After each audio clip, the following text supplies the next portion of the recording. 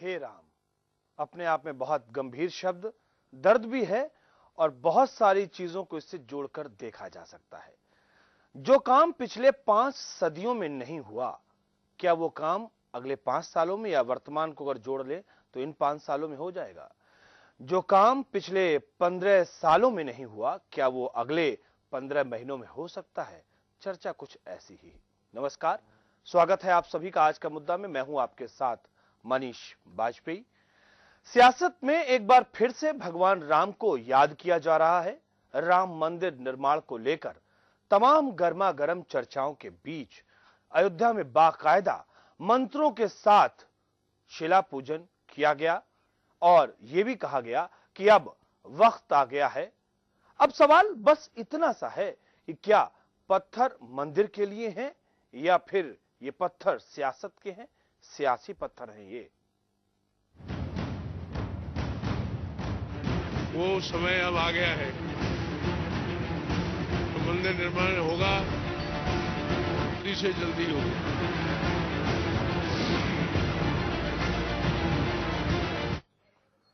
अयोध्या में वैदिक मंत्रों के बीच शिला पूजन से एक बार फिर से मंदिर मुद्दा गरमाने लगा है।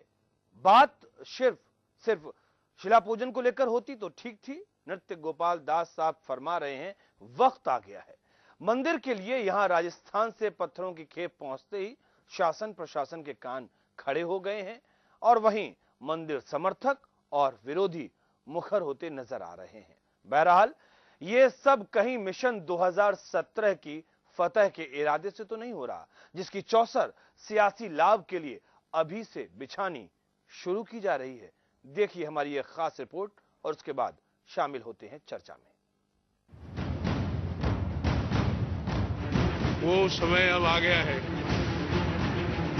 तो मंदिर निर्माण होगा, जल्दी से जल्दी होगा। फिर गरमाने लगा राम मंदिर का मुद्दा।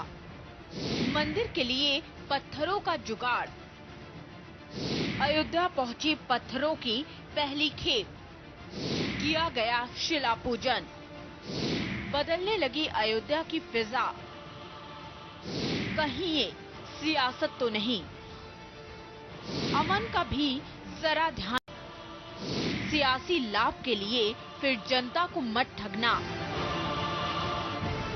अयोध्या की फिजा में अचानक तल्खी कैसी? क्यों हो रहा है मंदिर राग का आलाप? कहीं इसके पीछे सियासत तो नहीं? ऐसे अनेकों सवाल हैं जो एक बार फिर जनमानस के जहन में कौंधने लगे हैं। हालांकि प्रत्यक्ष रूप से तो विहिप अयोध्या मुद्दे को गरमाने की फिराक में है, लेकिन पर्दे के पीछे संघ और बीजेपी की रणनीति से इनकार नहीं किया जा सकता है। दरअसल जब जब चुनाव का मौसम नजदीक आता है, राम मंदिर का मुद्दा गरमाने लगता है। जैसा कि ये सबको पता है कि 2017 में यूपी में विधानसभा चुनाव होने वाले हैं और बीजेपी बिहार की मात का बदला यूपी में चुकाने की फिराक में है।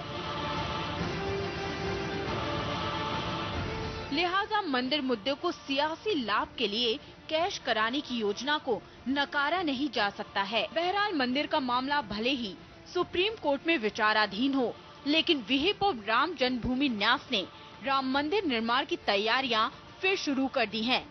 फिलहाल 8 साल बाद राजस्थान से पत्थरों की पहली खेप अयोध्या पहुंचते ही कार सेवकपुरम की गतिविधियों में तेजी का आलम है। वहीं राम जन्मभूमि न्यास के अध्यक्ष महंत नृत्य गोपाल दास सरकार और सुप्रीम कोर्ट से मंदिर निर्माण में सहयोग की अपील कर रहे हैं। उनकी केंद्र की भाजपा सरकार से मंदिर निर्माण में आने वाली अड़चनों को दूर करने की उम्मीद कोई ऐसी ही नहीं है। इसके पीछे कोई न कोई सियासी रहस्य जरूर हो सकता है। भगवान श्री राम की पावन जन्मभूमि पर मंदिर के निर्माण का समय आ गया है, जिसकी हम लोग बहुत काल से प्रतीक्षा कर रहे थे। भगवान की कृपा से वो समय अब आ गया है। इसलिए जब मंदिर निर्माण होगा उसके लिए पत्थर की आवश्यकता है। पत्थर बहुत दिनों से प्रतीक्षा कर रहा है और काफी पत्थर आ गया है और बहुत मात्रा में अभी आना बाकी है। केवल पत्थर से ही उसमें और इधर उधर की चीजें नहीं, मंदिर का जो निर्माण होगा केवल पत्थर से ही होगा। इसलिए वो पत्थर लगने के लिए पहले से ही तैयारी हो जाए। काफी मात्रा में पत्थर आ रहा है, आ भी गया है और आता रहेगा और पत्थर वही लगाया जाएगा। इसीलिए आज शिला पूजन हुआ है। हमारी बात समझता है, जनता के रुख के अनुसार ही कोर्ट निर्णय लेता है। कोर्ट का हम लोग का सम्मान करते हैं और कोर्ट का सम्मान करते हुए और कोर्ट से भी आग्रह करेंगे और भी हम लोग अपना पक्ष रखेंगे। जनता का पक्ष, जनता का समर्थन, जनता की रुचि कोर्ट रखता है, क्योंकि कोर्ट तो हम ही लोगों का अपना ही कोर्ट है। इसलिए वो जनता की रुख रखते हुए, जनता की रुचि लेते हुए और वो कोर्ट भी हमारे अनुकूल ही निर्णय देगा।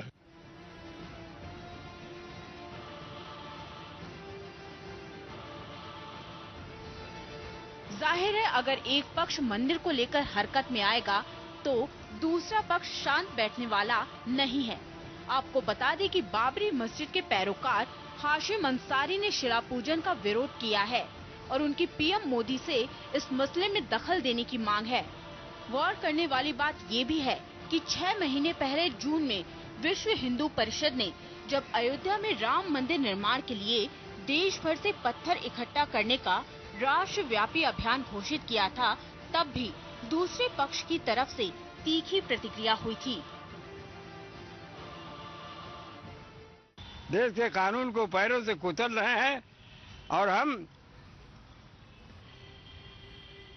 सुप्रीम कोर्ट के अलावा कोई किस्म का बयान नहीं देंगे। हमारे खिलाफ जो लोग पहले गए हैं सुप्रीम कोर्ट, हम उसकी पैरवी करेंगे और हम अदालत के हर कानून को मानेंगे। ये शिला पूजन, ये अपने मजहब का मजाक उड़ा रहे हैं, ये देश के कानून का मजाक उड़ा रहे हैं। हम इसको पसंद नहीं करते। सब ऐसा इलेक्शन की तैयारी तो है, ये सब इलेक्शन की तैयारी है, लेकिन देखना यह है कि प्रधानमंत्री क्या कर रहे हैं। ये शिला पूजन जो हो रहा है देश में फसाद बर्पा करने के लिए प्रधानमंत्री क्या कर रहे हैं।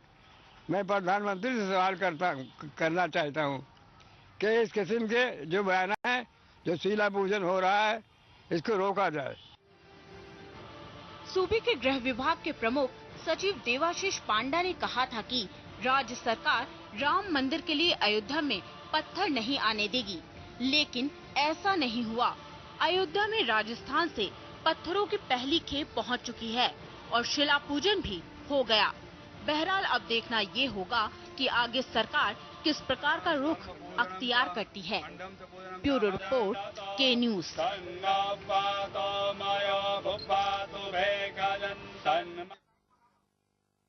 तो फिलहाल निश्चित तौर पर यह आपने खबर देखी, पक्ष और विपक्ष दोनों को हमने बहुत विस्तार से दिखाया और आपको समझ में भी आया कि अब उत्तर प्रदेश की फिजाओं में क्या कुछ हो रहा है। लेकिन जब हम बात करें उत्तर प्रदेश के महामहिम राज्यपाल राम नाईक की, कई बार राम मंदिर को लेकर अगर हम कहें तो बातें कई बार आई हैं। जब वो एक्टिव पॉलिटिक्स में भारतीय जनता पार्टी में हुआ करते थे तब भी, और उसके बाद में, क्योंकि राम देश से जुड़े हुए हैं, वो ये कहते हैं राम संस्कृत से जुड़े हुए हैं। लेकिन इस वक्त इस मुद्दे को लेकर राज्यपाल राम नाईक जी ने क्या कुछ कहा, हम आपको सुनाते हैं। कि राम मंदिर के बारे में मेरी भूमिका स्पष्ट है। मैंने कई दफे उसके बारे में स्पष्टता की है कि उच्चतम न्यायालय का निर्णय आने के बाद उसके अनुसार ही राम मंदिर बनाना चाहिए। बहुत नपी तुली सधे हुए अंदाज में राज्यपाल के पद की गरिमा का ख्याल रखते हुए राम नाईक साहब ने अपनी बात कही। लेकिन जो ऐसे पदों पर नहीं है, जो विशुद्ध रूप से राजनीति करते हैं, राजनीतिक बयानबाजी करते हैं, वो इस मुद्दे को किस तरीके से ले रहे हैं, इसके ऊपर किस तरीके से सियासत कर रहे हैं, जरा इनको भी सुनिए। ये जो आपने मुझसे सवाल पूछा है अयोध्या के बारे में, राम मंदिर निर्माण के बारे में, ये मैंने आज सुबह मीडिया में ही देखा है। यदि मीडिया वाले जो ये खबर दे रहे, यदि इस बात में कुछ सच्चाई है तो वहाँ पर सपा की सरकार है, तो समाजवादी पार्टी की सरकार की जिम्मेवारी बनती है कि जब ये मामला माननीय सुप्रीम कोर्ट में लंबित पड़ा है तो वहाँ पर कोई ऐसा काम नहीं करने देना चाहिए कि जिससे वहाँ पर सांप्रदायिक तनाव पैदा हो जाए। देखिए, ये उनकी रूटीन एक्टिविटी के तौर पे मैं देखता हूँ। ये काम वो 15-20 साल से कर रहे हैं और जब कुछ और नहीं होता है तो इस काम से वो ये मैसेज देना चाहते हैं अपनी कॉन्स्टिट्यूंसी को, जो 8-10% वोट उनके अपने हैं, कि भाई हम इस मसले पर सोए हुए नहीं हैं, बल्कि हम इस मसले पर कॉन्शियस हैं और हम कोई ना कोई एक्टिविटी इस तरफ कर रहे हैं जिससे मंदिर निर्माण के काम में ये लगे कि हाँ, हम मंदिर का निर्माण करना चाहते हैं। तो ये पत्थर काटने का काम कोई नया नहीं है। वो पत्थर बाहर से लाए हैं, वहाँ उसका शिला पूजन किया है या एक जगह से दूसरी जगह सफाई करने की शिफ्ट किया है। तो ये सब इसलिए वो करते हैं, उसका मैसेज देते हैं और मीडिया को इधर मुतवज्जे करते हैं कि जैसे जैसे देश में राजनीतिक गर्मी बढ़ती है, वैसे वैसे भाजपा और आरएसएस और उनके जो सहयोगी लोग और दल हैं, वो कुछ न कुछ ऐसा मुद्दा उठा देते हैं जिससे देश के लोगों की भावनाएं भड़क जाएं। हमने हमेशा ये कहा है कि इस तरह के संवेदनशील मुद्दे को कचहरी के माध्यम से या आम राय बना के माध्यम से तय करना चाहिए। ये पोलराइज करने की जो सियासत है, ये पुरानी आरएसएस और बीजेपी की सियासत है। हमने पिछले बहुत सालों से इस सियासत को ध्वस्त किया है, आगे भी करेंगे, क्योंकि देश के लोगों का एहसास धर्मनिरपेक्ष है और वो सभी धर्मों का आदर करते हैं। तो आपने सुना कि सियासी लोग इस पर किस तरीके से अपनी बात को रख रहे हैं, लेकिन ये जो जनप्रतिनिधि हैं, जिनके प्रतिनिधि हैं, यानी कि जनता क्या कुछ सोचती है, लोगों के दिलों में इस मुद्दे को लेकर क्या कुछ है, हम सुनने की कोशिश करते हैं। हमारे संवाददाता मनीष पांडे ने लोगों से बात की इस मुद्दे को लेकर। सुनिए क्या कहते हैं लोग और क्या सोचते हैं। किस मुस्लिम के बच्चों का रोजगार और पढ़ाई अयोध्या में मस्जिद बन जाने से चलने लगेगी, या किस हिंदू के बच्चों के रोजगार, पढ़ाई और बाकी दैनिक आवश्यकताओं की पूर्ति अयोध्या मंदिर बन जाने से होगी। सबसे पहली बात। दूसरी बात यह कि अगर खून से सनी हुई ईंटों से मंदिर की नींव रखी जाए या मस्जिद की नींव रखी जाए तो कौन सी इबादत भगवान या अल्लाह कबूल करेगा। मंदिर या मस्जिद या आध्यात्मिक बातें या पूजा पाठ ये हिंसा के बाद नहीं आनी चाहिए, इसके पहले आनी चाहिए। हाँ, ये एक बहुत बड़ी बात है। हमारे नेताओं को देखिए, हमारी रोटी नहीं चलती, लेकिन हमारे नेताओं की रोटी इन्हीं मुद्दों पे चलती है। ये बस ऐसे हवाई करेंगे, बाकी कुछ करेंगे नहीं। बात समझ रहे हैं ना, बस जो ही आएगा वही करेगा। हाँ, कल्याण सिंह ने किया था, वो अपने कुछ वादे पूरे किए थे। जिस मुद्दे पे आए थे उन्होंने 4 महीने में किया और मंदिर में जो भी था उन्होंने बराबर करवा करके इस्तीफा दिया, किनारे हो गए। अगर ये प्रमाण मिलते हैं कि वहाँ भगवान राम क्या जन्म हुआ है, राम का अस्तित्व है वहाँ पे, तो ये इसमें मुसलमान भाइयों को भी सहयोग करना चाहिए, हिंदू भाई, पूरे देश का मुद्दा है और सारे लोगों की सहमति और संविधान को देखते हुए कि भारत का लोकतंत्र खतरे में न पड़े, इसलिए अगर उस सहमति है सबकी तो मंदिर बनना चाहिए। अभी जो समस्या आ रही है वो समस्या ये आ रही है कि राज्यसभा में पूरी सीटें नहीं है भारतीय जनता पार्टी के पास में। लोकसभा में पूर्ण बहुमत में है लेकिन राज्यसभा में बहुमत में नहीं है। अगर दोनों सदनों में बहुमत में आते हैं तो मेरा ऐसा। तो फिलहाल आपने सुना कि लोग क्या कुछ कह रहे हैं और आप ये समझ भी गए होंगे कि आखिरकार ऐसा राम मंदिर क्या लोगों को चाहिए और जिस शिद्दत के साथ में आप राम मंदिर के लिए लगे हुए हैं। ठीक है, ये आपकी आस्था का विषय, अच्छी बात है, लेकिन जरा इतनी शिद्दत के साथ में लोगों को रोजगार दिलवाने के लिए लग जाइए तो मुझे लगता है बेरोजगारी खत्म हो जाएगी।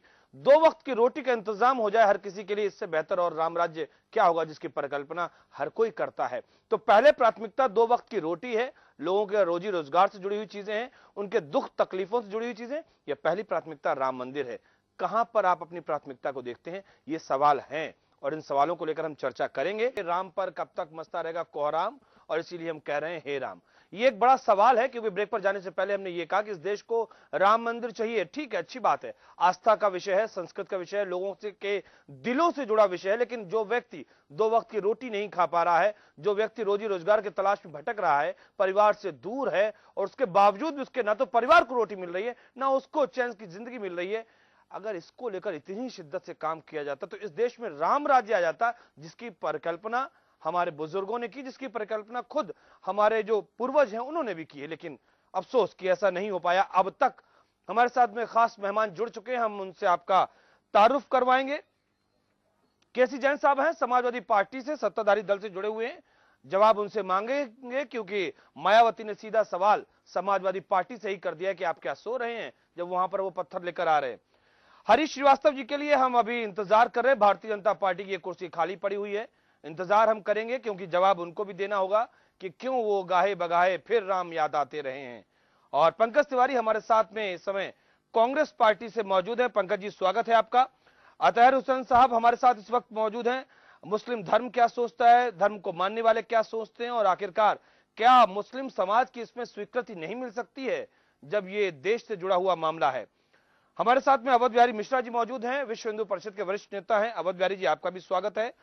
और हमारे साथ मौजूद है दुर्गेन्द्र चौहान साहब, एडिटर न्यूज ऑपरेशन है। दुर्गेन्द्र जी, आपका भी बहुत स्वागत है। तो चर्चा की शुरुआत सबसे पहले हम अगर करना चाहेंगे तो अतहर हुसैन साहब से। अतहर, जहां तक मुझे मालूम है, बहुत ज्यादा तो मुझे नॉलेज नहीं इस बारे में कि धर्म क्या कुछ कहता है, लेकिन कहते हैं कि जहां नमाज नहीं पढ़ी जाती वहां पर मस्जिद नहीं होती, या फिर नमाज छूट जाए तो वो जगह खराब हो जाती है, अपवित्र हो जाती है, जैसा भी कहें। इस मुद्दे को लेकर इतना खून खराबा हो चुका है, क्या अभी भी आप लोग इस बात पर अड़े हुए हैं कि आपको चाहिए ही चाहिए है? और वैसे तो ये मामला सुप्रीम कोर्ट के अधीन है, उसका ही निर्णय सर्वोपरि है। हम तो सिर्फ आप लोगों से आपका रिएक्शन ले रहे हैं जो कुछ समाज में घटित हो रहा है। अतहर हुसैन साहब।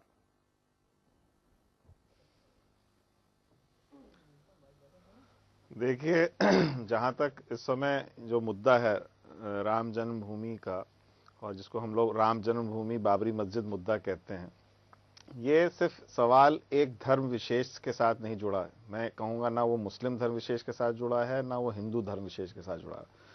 ये सवाल है भारत के जो संविधान है उसके ऊपर ये एक सवाल है कि इस मुल्क में कानून का राज होगा कि नहीं होगा।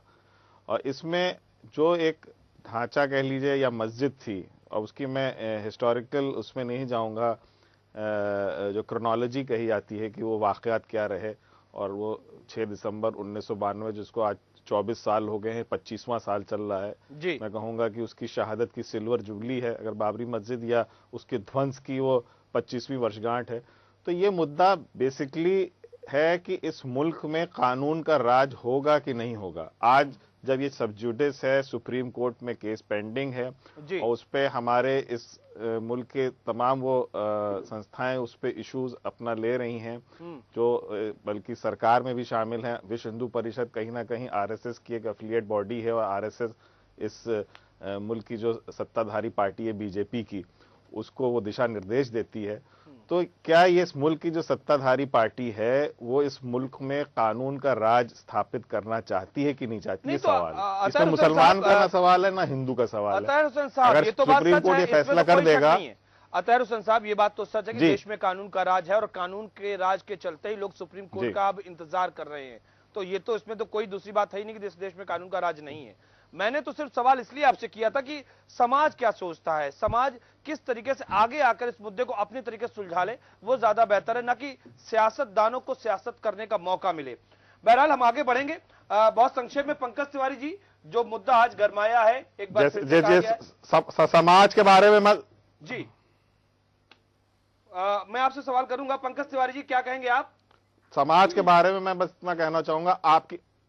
अच्छा मनीष जी, भारतीय जनता पार्टी आज से 1.5 साल पहले जब चुनाव में थी जी, तो उनका नारा विकास का था, लेकिन जब पूरी तरह विकास के नारे पर पूरी तरह फेल हो चुकी है भारतीय जनता पार्टी की सरकार जी, अब जब उसको कोई चारा नहीं दिखता, बिहार में सारे हथकंडे अपनाने के बाद जब ये चुनाव हारे तो इनको केवल एक मुद्दा नजर आया, राम मंदिर का मुद्दा, कि अब राम के सहारे में फिर चलो राम मंदिर के मुद्दे को गर्म करो और इस देश के अंदर इतना सांप्रदायिक ध्रुवीकरण कराओ जिससे कि उत्तर प्रदेश के चुनाव को ध्रुवीकरण के सहारे जीता जा सके और प्राप्त किए मतलब जीत हासिल की जा सके। नहीं तो सदन में प्रधानमंत्री कहते हैं कि मेरा मुद्दा, मेरे मुद्दे में न धारा 370 है न मंदिर में है, और उनके सारे लोग इस मंदिर को बनाने की प्रक्रिया उस समय शुरू कर रहे हैं जब 1 से सवा साल उत्तर प्रदेश के चुनाव में बचा है। इससे इनकी नीयत जब ये सत्ता में होते हैं। नहीं, आपकी बात में दम है, आप उस बात को रिपीट कर रहे हैं पंकज तिवारी जी, आपकी बात में दम है।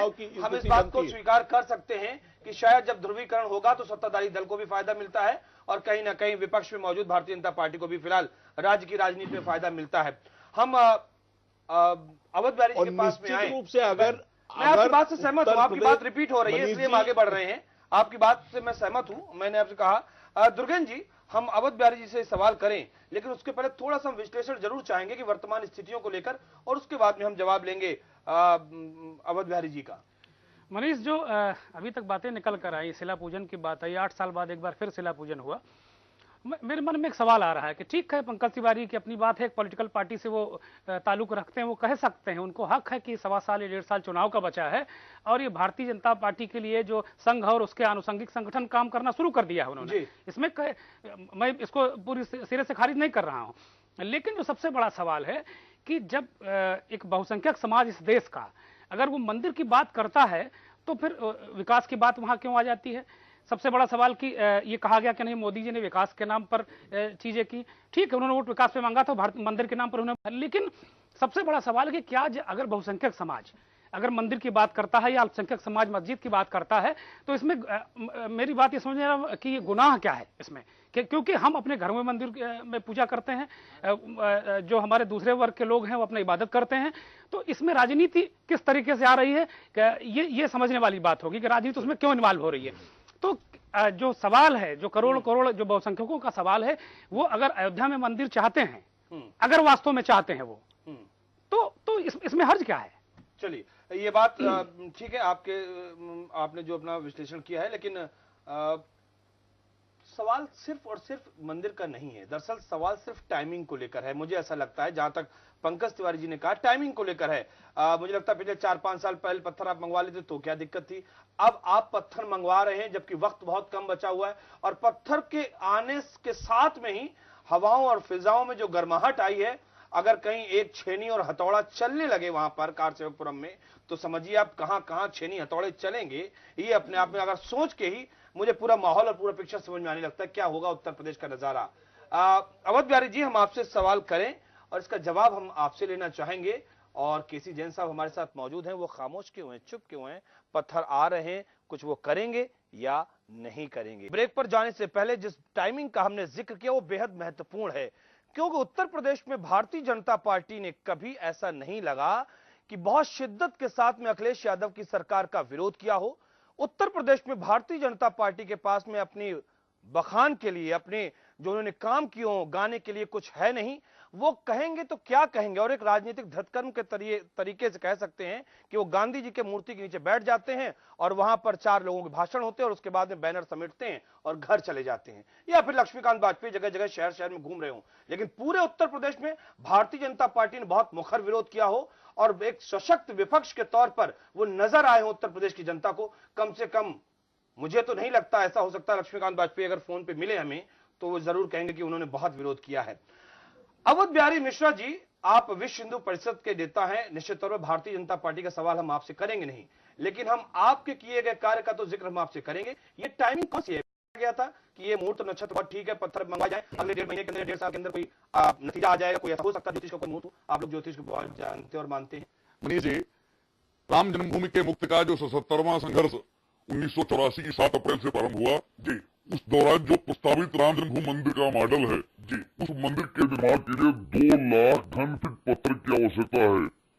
6 दिसंबर 92 के बाद 1993 से इन पत्थरों की गढ़ाई का काम 10 कार्यशालाओं में प्रारंभ किया गया। 6 कार्यशालाओं में गिरवा जो भरतपुरी पत्थर है, इसका गढ़ाई का काम हो रहा है, और चौखट आदि जो संगमरमर पत्थर की बनी है उसका काम जयपुर में हो रहा है। स्थान 1 लाख घन फीट से अधिक पत्थर की गढ़ाई का काम पूरा हो चुका है। 2 मंजिला जो राम जन्मभूमि का प्रस्तावित मंदिर है, उसके भूमि तल के लिए आवश्यक सभी पत्थरों की गढ़ाई का काम पूर्ण हो चुका है। दूसरे तल के लिए जो गर्भगृह के ऊपर पत्थर लगना है, उसकी भी गढ़ाई का काम लगभग पूरा हो चुका है। अब उसके आगे जो नृत्य मंडप और सिंहद्वार है, उसकी गढ़ाई के लिए पत्थर आया है। कोई नई बात नहीं है। इसको अनावश्यक टूल देना, इसको अनावश्यक विषय बनाना, इसमें टाइमिंग देखना, इसमें पॉलिटिक्स देखना, मुझे लगता है न्याय संगत नहीं है। ये विश्व हिंदू परिषद और श्री राम जन्मभूमि न्यास का ये रूटीन वर्क है, उस काम को हम लगातार कर रहे हैं, और मुझे पूरा विश्वास है कि वो दिन दूर नहीं कि जब हम सबकी श्रद्धा आस्था और विश्वास के अनुकूल भगवान श्री राम की जन्मभूमि पर भव्य मंदिर का वो प्रस्तावित स्वरूप जिसकी घटक पूजा हुई है, हो रही है, वो बनकर तैयार होगा। चलिए अच्छी बात है। मुझे ऐसा लगता है अवध बिहारी जी, इतने तो अच्छे राजमहल में भगवान श्री राम रहे भी नहीं, जितना अच्छा आप उनका मंदिर बनाएंगे। मुझे ऐसा नहीं वो किस महल में रहे होंगे वो प्रश्न नहीं, मैं ये कह रहा हूँ श्री राम इतना एक बहुत अच्छी आपकी भावनाओं की मैं कदर करता हूँ अवध बिहारी जी। नहीं, ये मेरी भावना का प्रश्न नहीं है। नहीं, आप हिंदू देश और दुनिया में रहने वाला हिंदू, उसकी आस्था, श्रद्धा और विश्वास श्री राम है और उनकी जन्मभूमि पर भव्य मंदिर बनना हम सबके संकल्प का प्रश्न है। अच्छी बात है, अच्छी बात है। हम आपकी भावनाओं से इत्तेफाक रखते हैं और हम आपके सम्मान करते हैं, लेकिन काश कि इतनी शिद्दत के साथ में जो देश में जो बुराइयां हैं या देश में जो अत्याचार है, भ्रष्टाचार है, देश में जो सरकार जिस तरह से काम कर रही है, उसको लेकर, उसको खत्म करने को लेकर अगर इतनी शिद्दत से आप जुड़ते तो शायद वो राम राज्य आ गया होता जिस राम की परिकल्पना के लिए आप इतनी शिद्दत से मंदिर बनवा रहे हैं। क्या आपको नहीं ऐसा लगता? नहीं मनीष जी, जब तक ये देश धर्म निरपेक्ष अर्थात धर्म सापेक्ष रहेगा, धार्मिक आस्था, श्रद्धा, विश्वास का खंडन होता रहेगा, तब तक इस देश में नैतिकता, चरित्र और व्यवसाय और लोगों का भरण पोषण, धर्म के राज्य की स्थापना हो ही नहीं सकती। इसलिए राम जो हमारे धार्मिक आस्था के केंद्र हैं, रामो विग्रहवान धर्मा, धर्म के साक्षात विग्रहवान स्वरूप हैं, उनके आस्था के साथ जुड़कर उनके जीवन का अनुसरण कर जब ये देश चलेगा, इस देश का नौजवान चलेगा, इस देश के बुजुर्ग चलेंगे, इस देश का समाज चलेगा, तब इस देश के अंदर राम राज्य आएगा जहाँ पर कोई दरिद्र, कोई दुखी, कोई दीन नहीं होगा, कोई अबुध नहीं होगा, कोई लक्षणहीन, कोई अज्ञानी नहीं होगा।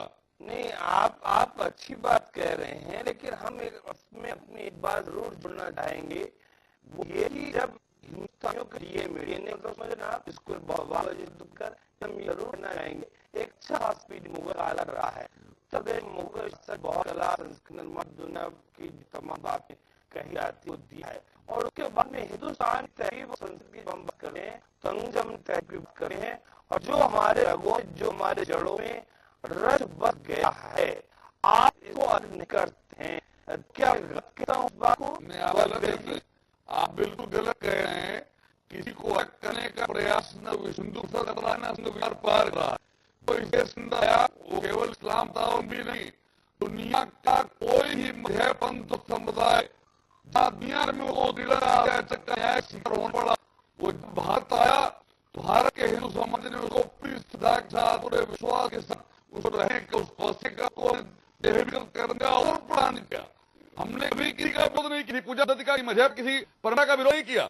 और आज भी हिंदू की सहिष्णुता के कारण इस देश के अंदर सभी मजहबों को सब प्रकार से रहने का और अपने मजहबी कृत्य करने का अधिकार है।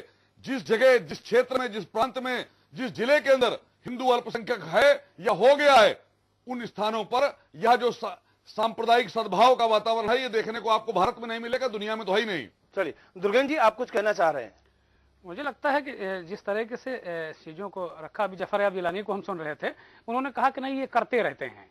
एक सवाल मेरे मन में आ रहा था, अवध जी के पास शायद इसका जवाब निश्चित रूप से होगा कि जब शिलाएं घरों से पूछकर मंगाई गई थी, सारी चीज़ें पूजन कर करके लोगों ने भेजा था, मेरा जो भी इसे अल्प ज्ञान भी कर सकते हैं, हो सकता है कि मैं बहुत वहां तक नहीं पहुंच पा रहा हूं, लेकिन शिला पूजन करके भेजी गई थी, तो फिर अचानक पुनः शिला पूजन की क्या जरूरत पड़ गई? अचानक क्यों नृत्य गोपाल दास जी ने शिला पूजन करके और बाकायदे इन सब चीजों किया? क्या प्रत्येक, जैसा कि आपने बताया कि ये फलाखंड बन रहा है, ये दरवाजे के लिए हो रहा है, ये चौखट के लिए हो रहा है, तो क्या प्रत्येक शिलाओं का पूजन किया जाना है? शिलान्यास हम 89 में कर चुके हैं पूरे देश के सामने, और देश भर के लोगों ने एकत्रित होकर के बिहार के एक दलित परिवार के व्यक्ति कामेश्वर चौपाल के द्वारा सारे संत महंतों ने सामूहिक रूप से शिला पूजन करा दिया। मंदिर का शिलान्यास वो हो चुका है। अब ये जो पत्थर आते हैं, तो इसमें शिला जो पत्थर आया है वो पत्थर भगवान श्री राम के मंदिर में लगने वाला है, इसलिए वो पत्थर हमारे लिए श्रद्धा का केंद्र है, वो हमारे लिए पूजनीय है। और इस नाते वो पत्थर जो आया है, जिसकी गढ़ाई करके मंदिर के खंबे तैयार होंगे, बीमें तैयार होंगी, उसका पूजन नहीं। एक तरफ अवध जी आप कहते हैं कि वहां जहां के आपने बताया दलित परिवार से पूजन कराया गया, तो जो ये पत्थर आ रहे हैं क्या अपवित्र हैं? नहीं, इसलिए इनका शोधन, इनका पूजन करने के बाद इनको लगाया जाए? वो मंदिर में लगने वाले पत्थर हैं, इसलिए वो हमारे लिए पूजनीय हैं। इस नाते जो पत्थर की गढ़ाई के लिए मंदिर के लगने वाले आप किस बात को हम भारतीय संस्कृति के परिचय के रूप में देख सकते हैं कि हम जब मंदिर के लिए, किसी शुभ काम के लिए कोई चीजें लाते हैं तो उनका पूजन अर्चन करते हैं और उसके बाद में हम घर में उनको स्थापित करते हैं। लेकिन केसी जैन साहब खामोश हैं और उनसे हम सवाल नहीं कर पाए। केसी जैन साहब, सीधा सीधा आरोप आपके ऊपर है, आरोप विशुद्ध तौर पर सियासी है और इसको आप समझिएगा, क्योंकि समाजवादी पार्टी सरकार में है, आप खामोश हैं, आप चुपचाप हैं, आपको भी फायदा मिलता है, ये बातें कही जाती हैं। और आज तो पार्लियामेंट में भी आपके नाम को लेकर कहा गया कि भाई आप क्या कर रहे हैं, आप सो रहे हैं क्या, आपके डीएम वहां क्या कर रहे हैं। केसी जैन साहब,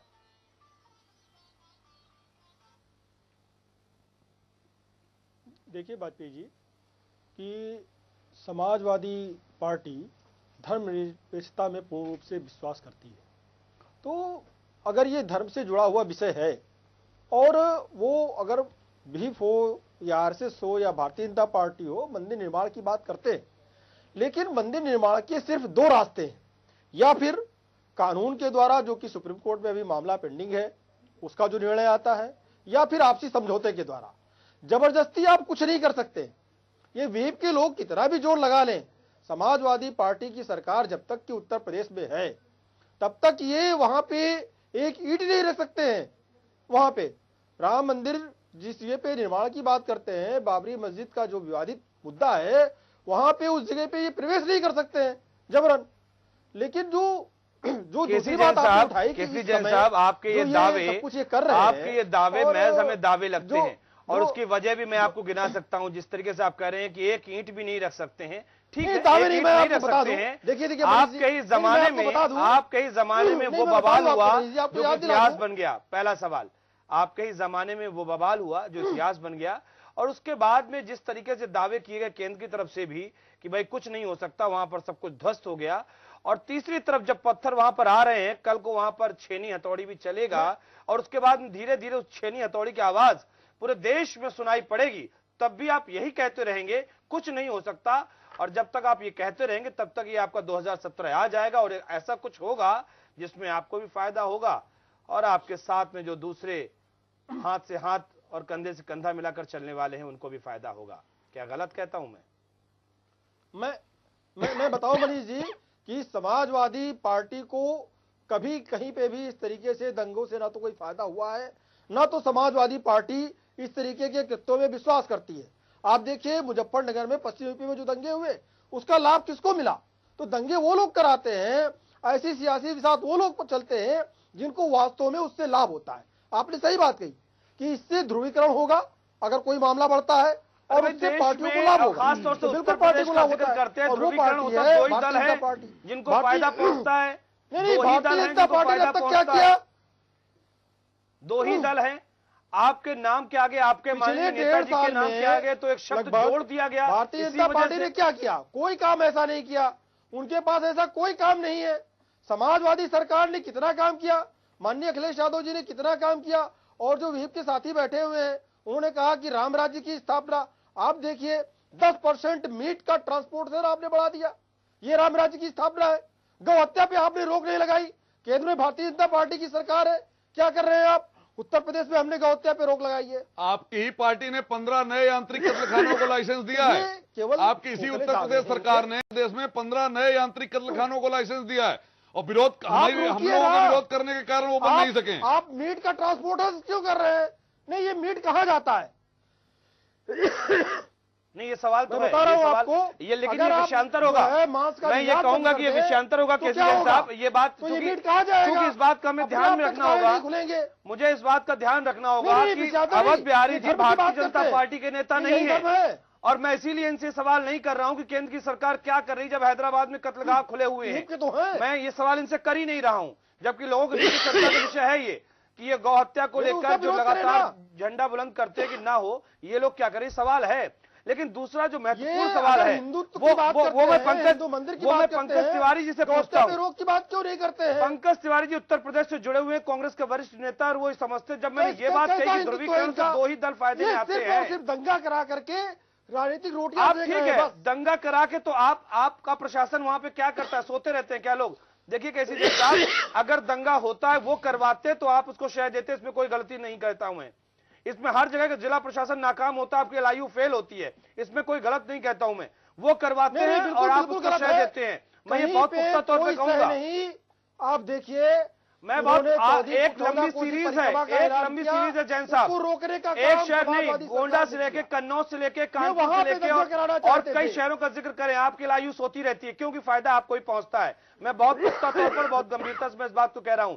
पंकज तिवारी जी, जब ध्रुवीकरण की बात कर रहे हैं हम, तो आप बताइए ध्रुवीकरण से उत्तर प्रदेश में किसको फायदा होता है और ये ध्रुवीकरण वोटों का क्यों होता है?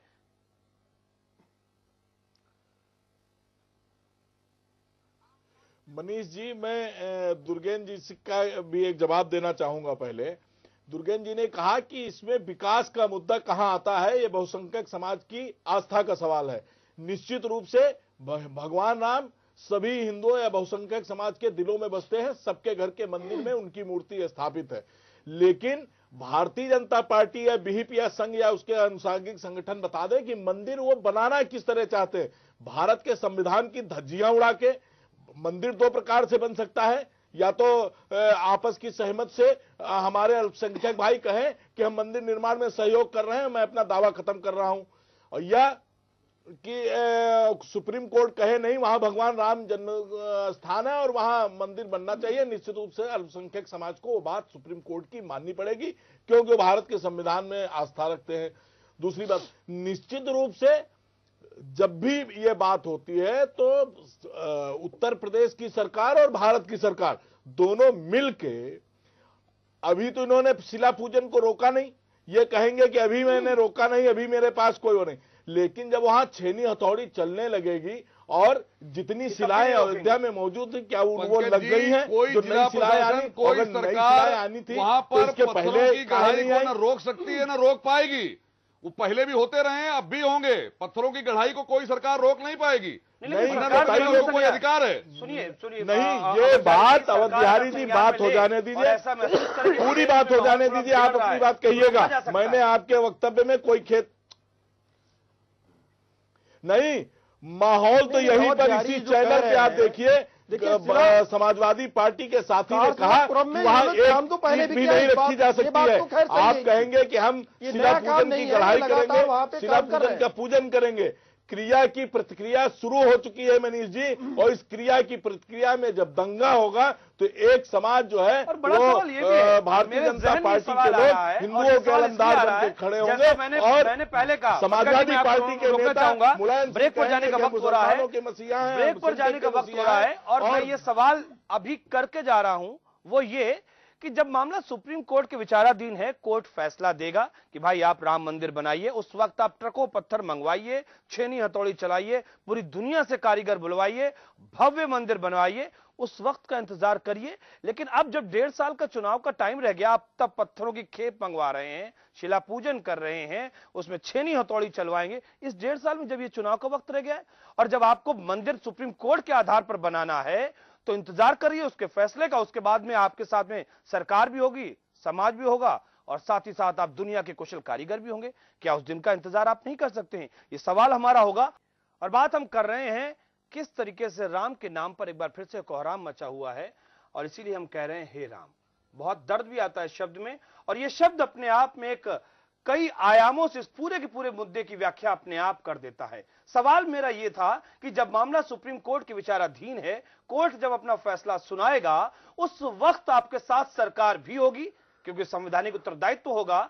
समाज तो आपके पास में है ही है, क्योंकि बहुसंख्यक करोड़ों लोगों की आस्था का विषय है। तो उस वक्त आप पूरी दुनिया से कारीगर बुलवाइए, सारा काम करिए। ये 1.5 साल का वक्त रह गया है चुनाव के लिए उत्तर प्रदेश का, और उस वक्त आपके पत्थरों की खेप आने लगी है, छेनी हथौड़ी चलने लगी है। इसका और क्या मतलब निकाला जाए, सिर्फ और सिर्फ सियासत के अलावा? एक सवाल हम अवध बिहारी जी से कर लेते हैं, और उसके बाद में हम अतहर हुसैन साहब से भी हम सवाल करेंगे। अवध बिहारी जी, माना कि आप भारतीय जनता पार्टी से ताल्लुक नहीं रखते हैं, सवाल बीजेपी के लिए हो सकता है, लेकिन हम आपसे उसका जवाब तो ले ही सकते हैं। आपको क्या लगता है? मनीष जी, भारत एक बड़ा विशाल देश है, 29 प्रांत हैं, केंद्र शासित प्रदेश हैं। हर समय, हर महीने 2 महीने की टाइमिंग पर कहीं न कहीं किसी न किसी प्रकार के चुनाव ये चलते ही रहते हैं। हमारा मुद्दा या चुनावी राजनीति से अलग हट करके 5 साल में एक बार होता है। प्रधानी का चुनाव के लिए हम जिक्र कर नहीं रहे, हो चुके हैं। नहीं, अभी बिहार में चुनाव हुआ, अभी बंगाल में होने जा रहा है, अभी पंजाब में होने जा रहा है, अभी उत्तर प्रदेश में होने जा रहा है। तो ये राम जन्मभूमि केवल उत्तर प्रदेश का विषय नहीं, ये हिंदुस्तान के एक एक जिले, एक एक क्षेत्र का विषय है।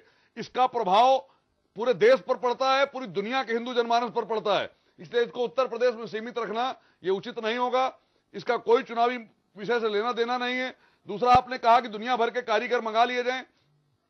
सुप्रीम कोर्ट का अभी 93 से लगातार पत्थरों की गढ़ाई का काम जो चल रहा है, उसमें भी अभी लगभग 60 से 65% पत्थरों की गढ़ाई का काम हो सका है। तो ये कोई एक दिन में होने वाला, ये हर कोई कर ले ऐसा कोई काम नहीं है। ये बड़ा बारीक और बड़ा संवेदनशील और कुशल कारीगरों के द्वारा होने वाला कार्य है। तो ये प्रक्रिया पत्थरों की गढ़ाई की ये चलती रहेगी, और आज नहीं तो कल, वो दिन दूर नहीं, जैसा हमारे पूज्य महंत नृत्य गोपाल दास जी कह रहे हैं कि अब समय वो दूर नहीं है कि जब मंदिर निर्माण के लिए अनुकूल परिस्थितियां बनेंगी, और जब परिस्थितियां आएंगी तो फिर विलंब किसी कारण से न होने पाए, यथाशीघ्र हमारी आस्था और हमारे द्वारा अपेक्षित मंदिर बनकर खड़ा हो जाए। अच्छी बात, इसलिए ये काम अभी से प्रारंभ है। अच्छी बात, इंतजार करना पड़ेगा हमें सुप्रीम कोर्ट के आदेश का, उसके फैसले का। लेकिन जब हम बात समाज और धर्म की करते हैं तो थोड़ी सी चीजें और कहीं ना कहीं फंसती हुई नजर आती हैं। अतहर हुसैन साहब, एक तो सवाल हमने आपसे शुरुआत में किया हुआ था कि धर्म जो कहता है, जहां तक मैं जानकारी रखता हूं, कि जिस मस्जिद में अगर मस्जिद में नमाज ना पढ़ी जाए तो वो अपवित्र होती है, या फिर उनको पढ़ा जाना चाहिए वहां पर। फिलहाल हम ये कह सकते हैं कि उस मस्जिद में नमाज तो छोड़िए, कोई भी काम नहीं हो पाया सालों से। एक तो इस हिसाब से भी अब आप उसको शायद आपको छोड़ देना चाहिए, आपके समाज को, आपके धर्म को, आपके लोगों को। और दूसरी बात यह, जब बहुसंख्यक बड़े भाई होने के नाते अभी अगर बात करें दोनों लिहाज से, समाज अपनी तरफ से, धर्म अपने हिसाब से, और धर्म के जानने वाले मानने वाले लोग अपने हिसाब से अगर फैसला कर ले, तो शायद सुप्रीम कोर्ट में अपनी तरफ से जाके कह दें कि नहीं साहब, ये चीज हम इनको दे रहे हैं और बवाल नहीं चाहते हैं, ले लीजिए आप, सुखी रहिए आप। और ये चूंकि मामला बहुसंख्यक समुदाय का है, तो चलिए हम अपनी तरफ से ये बात कहते हैं। क्या ऐसी कोई बात अब नहीं हो सकती है क्या?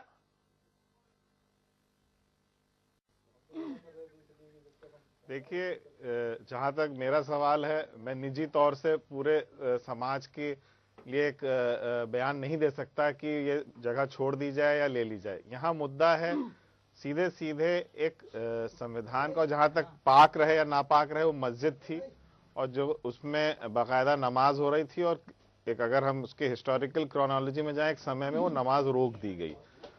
अब बात है जो पार्टियां हैं इस मुद्दे पे, मुसलमान पार्टी जो मुकदमे में शामिल हैं, चाहे all India Muslim personal law board हो या वो हाशिम अंसारी साहब हो, सब की तरफ से एक ही बयान आ रहा है कि सुप्रीम कोर्ट का जो भी फैसला होगा वो मान्य होगा।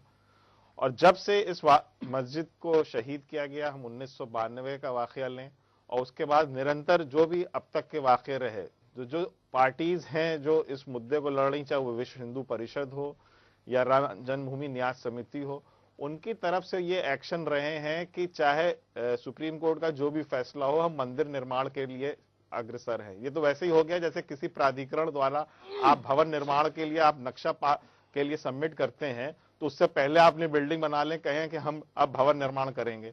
तो कहीं ना कहीं इसमें मुद्दा घूम फिर के वही आ रहा है कि इस मुल्क में कानून का राज होगा कि नहीं होगा। और रहा सवाल मुसलमानों का, मुसलमानों की प्राथमिकताएं वही हैं जो हिंदुओं भाइयों की हैं। उनके लिए भी बच्चों के लिए तालीम बहुत जरूरी है, उनको भी अपने कारोबार की तरक्की जरूरी है, उनको भी जेंडर इश्यूज, अपनी महिलाओं को आगे बढ़ाने का इश्यूज है।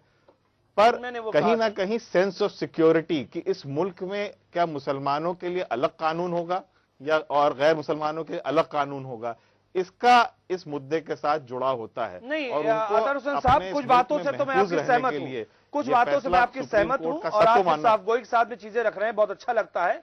लेकिन कुछ बातों पे तो ये है कि खुद आपके अपने धर्म के लोगों को, धर्म के जानने वाले लोगों को ये भी सोचना पड़ेगा। इस देश के अंदर दो कानून का जब आप जिक्र करते हैं, अभी अतहर जी ने जो बात दो कानून की है, जी बिल्कुल, वो भारत की सुप्रीम कोर्ट और हम सब ये चाहते हैं कि भारतवर्ष के अंदर एक कानून लागू हो। बिल्कुल सही, ये बात मैं कहना चाह रहा था। कानून के कारण ही इस देश के अंदर दो कानून लागू हैं, और हिंदुस्तान दुनिया का इकलौता ऐसा देश है जहां इस प्रकार की कानून गवर्नमेंट चला लेते हैं आप लोग। जी जी, बात सच है, ये बात सच है अतहर हुसैन साहब। ये अगर दो कानूनों का जिक्र करते हैं तो ये आपके ऊपर ही लागू होता है।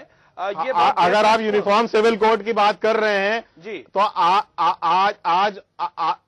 आज पूर्वोत्तर राज्यों में, कुछ राज्यों में शादी के इश्यूज में जो दूसरी तरह से डील किए आते हैं, क्या आप उनको मना लेंगे? मेघालय में जिस तरह से शादियां होती हैं या मिजोरम वही तो बात हो रही है ना, उनके लिए भी वही बात कहेंगे? मैं यही बात कह रहा हूं। करेंगे आपने जो कानून की बात की तो इसलिए ये बात आई।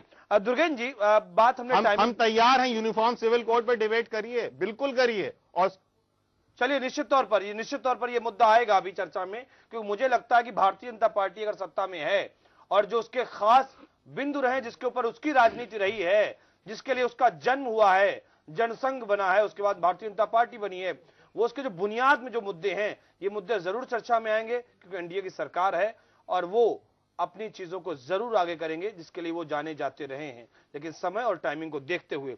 दुर्गेन जी, जब मैंने बात बिल्कुल साफ तौर पर कही है कि सुप्रीम कोर्ट का इंतजार करना चाहिए, उसके बाद में अपना काम करिए, 1.5 साल का ये उत्तर प्रदेश में वक्त रह गया है। अगर मैं टाइमिंग को लेकर जिक्र कर रहा हूं और मैं ये भी कह रहा हूं कि भारतीय जनता पार्टी के पास कहने के लिए कुछ और नहीं है, तो इसके बाद में और बाकी क्या रह जाता है कहना? मंदिर निर्माण को लेकर ये सियासी मंदिर ज्यादा लगने लगा है, संस्कृति का मंदिर मुझे कम लगता है, और तमाम लोगों को ऐसा लगता है। मनीष, जैसा कि विहिप के साथी ने कहा, जो आपने कहा इसका प्रतिकार किया उन्होंने, और कहा कि नहीं, ये सियासी मंदिर नहीं है, ये आस्था का मंदिर है, करोड़ करोड़ लोगों की आस्था का मंदिर है, और जो दूसरे वर्ग के लोग हिंदुस्तान में रहते हैं उनको भी पूरी आजादी है और उनको भी अपनी आस्था प्रकट करने का पूरा हक है। लेकिन जहां तक आपने जो बात कही टाइमिंग की, ये समय समय पर ये चीजें होती रहती हैं, और ये आरोप लगते रहे हैं संघ और उसके आनुषंगिक संगठनों पर कि वो बीजेपी के लिए किस तरह के काम करते रहे हैं। तो कहीं ना कहीं इस चीज को बिल्कुल खारिज नहीं किया सकता कि जो शिला पूजन है या इस तरह की जो एक आंदोलन को गरमाना, एक तरीके से कार सेवकपुरम में जिस तरीके से हलचल तेज हो गई है अयोध्या में, तो इस तरीके की चीजों को, क्योंकि अब देखिए कुल मिलाकर फिर से अगर वास्तव में बीजेपी को सत्ता में आना है, इससे कोई इनकार नहीं कर सकता। आपकी बात से मैं काफी हद तक सहमत हूं कि अगर बीजेपी को यूपी की सत्ता में आना है तो अब यहाँ बिहार में उन्होंने प्रयोग करके देख लिया, विकास की बात करके देख लिया उन्होंने कि विकास की बात बिहार के लोगों ने नहीं सुनी है, उन्होंने अपने अपने जो छोटे छोटे इशूज थे उन पर वोट दिया है। यूपी की राजनीति भी लगभग कमोबेश उसी तरह हुई है। अवध बिहारी जी का अपना तर्क है, विश्व हिंदू परिषद के लिए काम करते हैं, विश्व हिंदू परिषद की अपनी प्रायोरिटीज होंगी, वो अपने आप को बारंबार अलग करने की कोशिश करते हैं बीजेपी से, लेकिन बीजेपी का एजेंडा तो है ही है, इसमें सियासी दल है, सियासत करना उसका हक है, और वो सियासी दल होने के नाते मौके की तलाश में सियासत के लोग रहते हैं, और मुझे लगता है इसमें कोई गलत भी बात नहीं है क्योंकि वो सियासत करते हैं, ये अपने आप में एक बहुत महत्वपूर्ण बात है। सियासत केसी जैन साहब भी करते हैं और शायद इसीलिए अभी वो खामोश भी हैं। केसी जैन साहब, मुझे लगता है कि आज तो पत्थर आए हैं, कल छेनी हथौड़ी चलेगी भी। अवध बिहारी जी कह रहे कोई इसको नहीं रोक सकता है, लेकिन जब मामला कानून और व्यवस्था का आता है तो डीएम साहब तब रिपोर्ट भेजेंगे जब कहीं और 10 शहरों में कोई तनाव की बात आएगी, या वहां पर तब सरकार संज्ञान लेगी कि भाई इससे मामला तनाव बढ़ रहा है, अभी आप छेनी हथौड़ी ना चलाइए, इंतजार कर लीजिए। क्या कहेंगे आप केसी जैन साहब? अभी आप इंतजार की मुद्रा में रहेंगे या कोई कार्रवाई होगी? नहीं, देखिए मनीष जी, नहीं इंतजार नहीं, मैं बता रहा हूं आपको। देखिए, जो है उत्तर प्रदेश में विहिप, आरएसएस और भारतीय जनता पार्टी ने मिला जुला एक आंदोलन छेड़ा कि हम 14 कोसी परिक्रमा करेंगे। वक्त कम है और वो आज की डेट में जाए 14 कोसी परिक्रमा करें अयोध्या में, कोई दिक्कत नहीं। लेकिन मैं वो सारे बता रहा हूँ 60 में, लेकिन उन्होंने जो ऐलान करके एक अस्थिरता पैदा करने की जो कोशिश की, उसको रोकने का काम समाजवादी सरकार ने किया। वैसे ही जो अगर इस तरीके का कोई भी अनर्गल कार्य करते हैं तो उसको रोकने का काम समाजवादी सरकार करेगी और पूरी दृढ़ता से करेगी, उसमें कहीं पे सफल नहीं हो सकते हैं।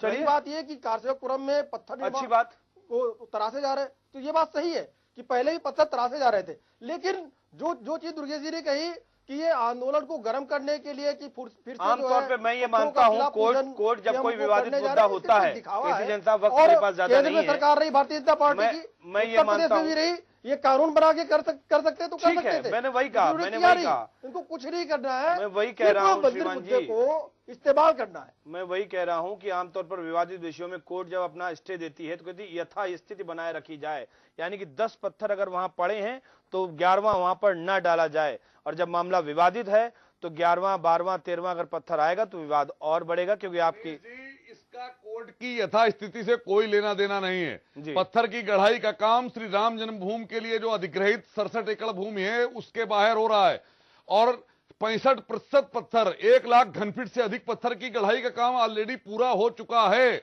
बाकी जो बचा है वो भी उसी तरीके से होता रहेगा। मैं आपकी बात किसी को कोई आपत्ति नहीं होनी चाहिए। अगर किसी को कोई आपत्ति है तो परिषद और न्यास के काम को उसकी आपत्ति से कोई लेना देना नहीं। प्रेजेंटेशन का तरीका होता है, मार्केटिंग का तरीका होता है, और मार्केटिंग प्रेजेंटेशन से ही तरीके। चलिए, हमें बार बार संकेत मिल रहा है कि हम इस कार्यक्रम को आगे नहीं बढ़ा सकते हैं, लेकिन मुद्दा कुछ ऐसा है कि वक्त कब निकल जाता है समझ में नहीं आता है। बहरहाल बहुत शुक्रिया आपका केसी जैन साहब हमारे साथ चर्चा में शामिल होने के लिए। पंकज जी आपका भी बहुत शुक्रिया, अतहर जी आपका भी बहुत शुक्रिया, अवध बिहारी जी आपका भी बहुत शुक्रिया, दुर्गेन जी आपका भी बहुत शुक्रिया। तो फिलहाल सब कुछ समय के गर्भ में होता है, हम भी इंतजार करते हैं समय का, लेकिन मुद्दा जब लोगों से जुड़ा होता है तो हम आपके लिए लेकर आते हैं और ये बताने की कोशिश करते हैं कि इशारा किस तरफ है, संकेत किस तरफ है और आगे होने क्या जा रहा है। समझना और समझाना आप लोगों का कार्य है। दीजिए मुझे इजाजत, नमस्कार।